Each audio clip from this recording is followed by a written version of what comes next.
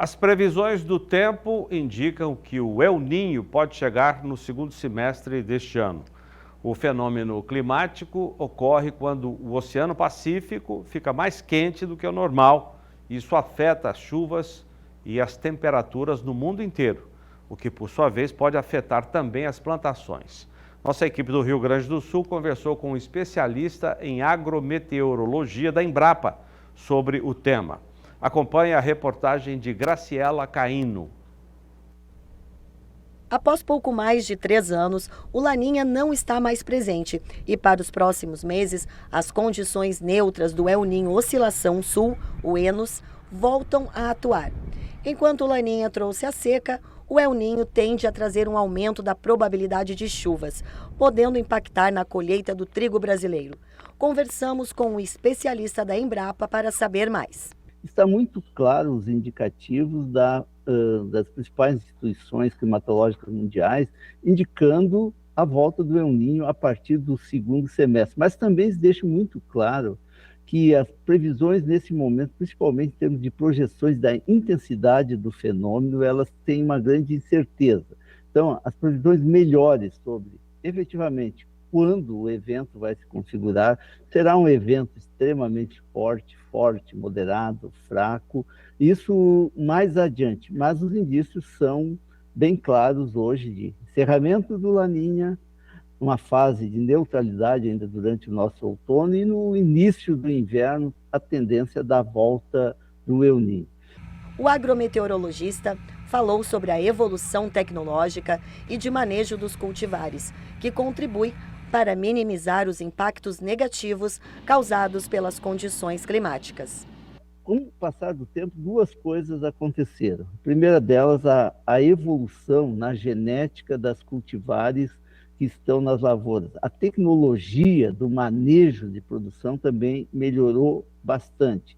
E com isso a gente constata que o impacto do El Niño dos anos 80, dos anos 90, dos anos 2000, eles têm sido cada vez menores. São negativos ainda na produtividade, na qualidade do produto, mas são muito menores, muito menos restritivos do que aqueles El Niños do passado.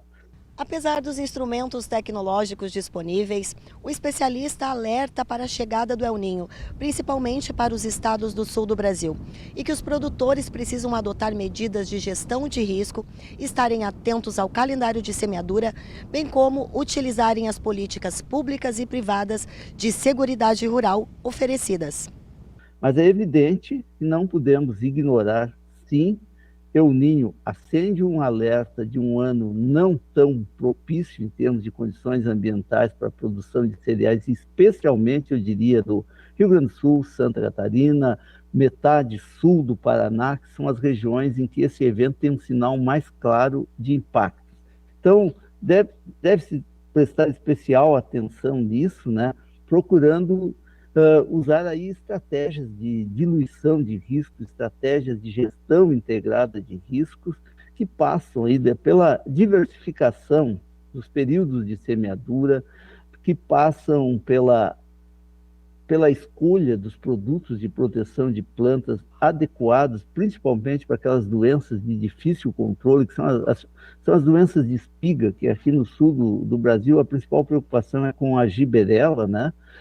E o próprio potencial de rendimento a gente pode considerar. Também devemos estar sempre atentos, não se deve procrastinar a colheita de trigo em anos de El Niño, porque chuvas no período de colheita podem afetar negativamente a qualidade. Então, eu diria que deve ficar atento às projeções do clima, né? Deve ficar atento principalmente ao calendário de semeadura que é preconizado pelos ARCs, Zoneamento Agrícola de Riscos Climáticos, e em um ano de El Niño, todos os anos, não se deve jamais abrir mão dos instrumentos de seguridade agrícola que estão à disposição dos produtores, as políticas públicas, tanto como ferramentas de políticas públicas, mas também quanto na área privada, da seguridade privada. Então, seguridade rural deve ser olhada cada vez mais como um insumo de produção, né?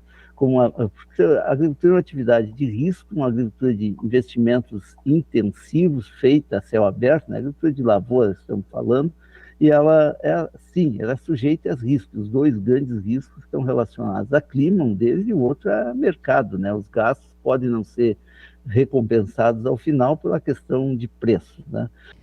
De Cruz Alta, Rio Grande do Sul, Graciela Caíno.